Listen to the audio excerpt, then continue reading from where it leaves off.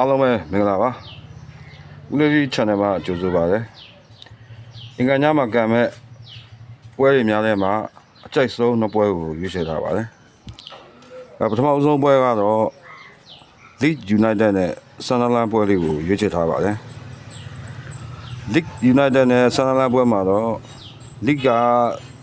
တေးအရှုံးဂိုးပေါင်း260ရှုံးပေးထားပါတယ်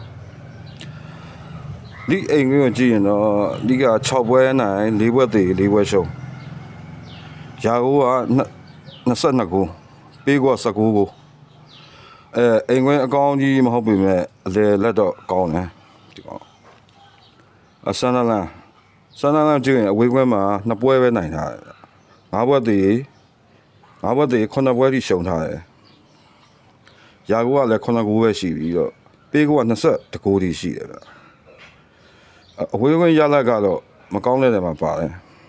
သူ့အောက်မှာတော့3သိန်းပဲကျန်တော့လိကန်ခဲ့တဲ့ပွဲတွေကိုပြန်ကြည့်ရင်မန်စီးတီးကိုကတ်ရှုံးခဲ့တယ်အမန်ယူတေးကစားထားတယ်အိမ်ကွင်းရတယ်လီဗာပူးကိုတေးကစားထားတယ်အချက်စီးကိုအနိုင်ကစားထားတယ်ဗျနိုင်ကစားထားတယ်နော်လက်ရှိရှေ့စွမ်းနဲ့ရလက်ပိုင်းကိုကြည့်လိုက်ရင်လိကပိုတာတယ်ဗျအဲ့တော့ကျွန်တော် Leeds body ကိုပဲရွေးချယ်ထားပါတယ် Leeds United ကိုပဲကြိုက်ပါတယ်ကျွန်တော်နောက်တစ်ပွဲကကိုမိုနဲ့အင်တာပွဲလေးကိုရွေးထားပါတယ်ကိုမိုကနောက်ဆုံးအိမ်ပွဲမှာ5ပွဲမှာ2ပွဲနိုင်တယ်တစ်ပွဲနောက်ဆုံးအိမ်ပွဲ5ပွဲမှာ2ပွဲနိုင်တယ်တစ်ပွဲတည်း3ပွဲရှုံးထားတယ်အဝေးကတော့ရလက်ကောင်းတယ်အင်တာကိုကြည့်မယ်ဆိုရင်အဝေးကွင်းနောက်ဆုံး5ပွဲမှာ4ပွဲနိုင်တယ်ရှုံးပွဲတစ်ပွဲပဲရှိတယ်ဗျအကိုမိုနဲ့အင်တာနဲ့တွေ့ဆုံမှုမှာလည်းအင်တာကပေးကုန်မရှိအနည်းဆုံး2ဂိုးပြတ်နေတယ်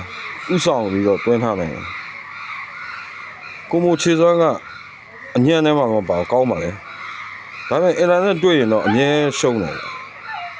အင်တာကငယ်နိုင်လို့ဖြစ်တယ်အင်တာကလက်ရှိပေးထားတဲ့ဂျေယာတေးချုပ်